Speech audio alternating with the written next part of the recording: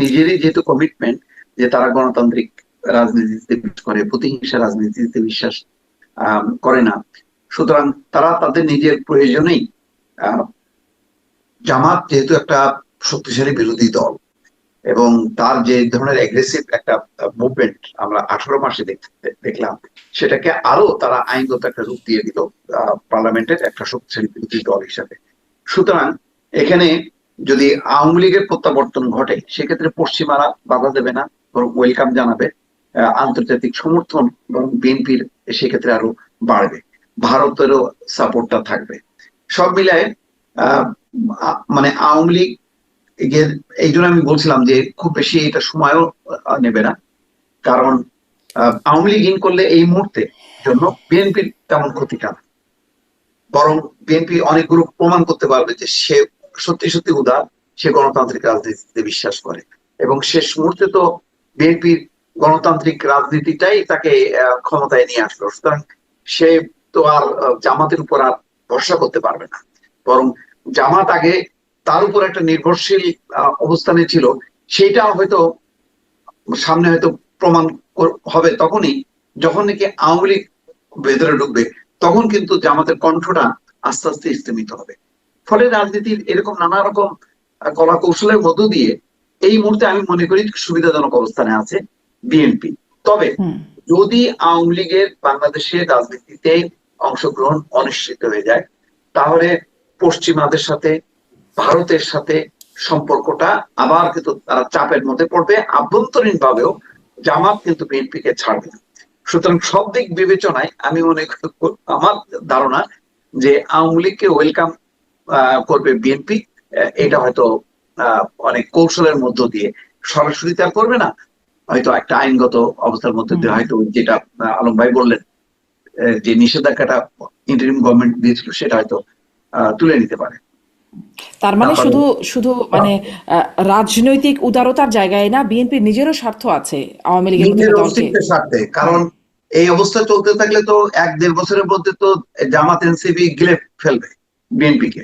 সুতরাং তার একটা ঢাল হবে এই মুহূর্তে আওয়ামী লীগের মতন রাজনৈতিক দল যদি ইন করে, এছাড়া কোনো উপায় নেই। কারণ জামাত কিন্তু এক মুহূর্ত ছাড় দেয়নি, এটা তো বোঝাই গেল যে 15 বছর কেন, 20-25 বছরের যারা জোট সঙ্গী ছিল, যারা আন্দোলনের সঙ্গী ছিল, সরকার সঙ্গী ছিল, তারা যেভাবে বক্তব্য দিল নির্বাচন প্রচারকালে যে আপাদমস্তক দুর্নীতিবাজ, অথচ তারা জোট সঙ্গী, সরকার সঙ্গী, কখনোই নির্বাচনী প্রচার অভিযানের আগে বা 5ই আগস্টের আগে কোনোদিনও শুনি নাই যে জামাত বিএনপিকে এইভাবে দল হিসেবে মনে করে যে একটা দুর্নীতিবাজ দল, আপাদমস্তক দুর্নীতিবাজ, 5বার চ্যাম্পিয়ন, এই কথাগুলো কখনো তাদের মুখে শুনিনি। কিন্তু বিএনপি হারে হারে অনুভব করলো তো যে আজকে এই অভিযোগ তো তাহলে বিএনপির দিকেও দেওয়া যায়। বিএনপিও তো অনেক কিছু বললো, মানে এটা একটা পুরনো আলোচনা আমরা মাঝখানে কতদিন করেছি, কিন্তু তারপরেও বিএনপিও তো বলেছে যে তারা যুদ্ধাপরাধ বা 71-এর স্বাধীনতা বিরোধী দল। তারাও তো আসলে যখন জোট ছিল কখনো বলে না এই কথা যে তারা স্বাধীনতা বিরোধী, মুক্তিযুদ্ধ বিরোধী দল। হ্যাঁ, সেই স্ববিরোধিতা তো আছেই। এখন অনেকটা বলা যায় যে তাদের একটা গণতান্ত্রিক চরিত্র নিতে হয়েছে, সেটা চাপে পড়ে হোক অথবা বাধ্য হয়ে হোক অথবা উপলব্ধির থেকে তারা বুঝতে পারছে যে আসলে বাংলাদেশের রাজনীতি করতে গেলে বাংলাদেশের মুক্তিযুদ্ধ স্বাধীনতাকেই আঁকড়ে ধরে রাজনীতিটা করতে হবে, সেটা এখন পরিস্থিতিগত কারণে হোক অথবা চাপে পড়ে হোক। তবে এটা বোঝা যাবে যদি ভবিষ্যতে রাজনীতির মেরুকরণে যদি জামাত আবার যদি আশ্রয় নেয় বিএনপির কাছে, তখন বিএনপি জামাতকে সেই আশ্রয়টা দেবে কি দেবে না তার উপর নির্ভর করবে।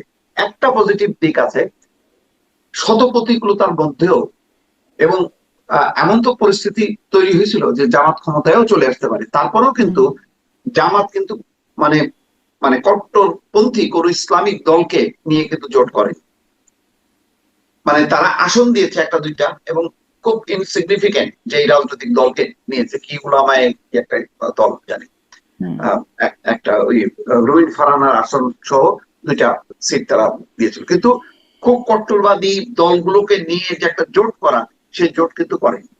এটা একটা পজিটিভ দিক। তার মানে এটার মধ্য দিয়ে বিএনপি একটা স্বাধীনতা, মুক্তিযুদ্ধ এবং গণতান্ত্রিক রাজনৈতিক যে ধারাটা, যেটা আগে এককভাবে আওয়ামী লীগ প্রতিনিধিত্ব করতো, সেই জায়গাটাই কিন্তু বিএনপি একটা অবস্থান নিয়ে এগোচ্ছে।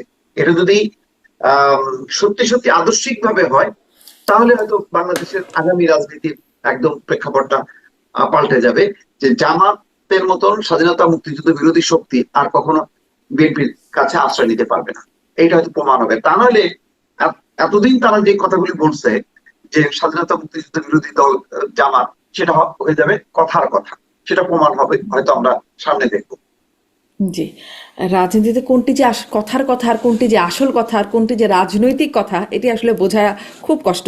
আমি জনাব আবু আল ফরিদকে সেই প্রশ্নটাই আপনার কাছেও করি, যেটি দিয়ে আমি আসলে এই পর্বের আলোচনা বা এই আলোচনাটা শুরু হলো, যে পল কাপুরের ঢাকা সফর, তিনি আসলে কি বার্তা নিয়ে এলেন, বাংলাদেশের জন্য কি বার্তা, রাজনৈতিক দলগুলোকে কি বার্তা দিয়ে গেলেন, আর তিনি নিজে কি বার্তা নিয়ে গেলেন বাংলাদেশ থেকে?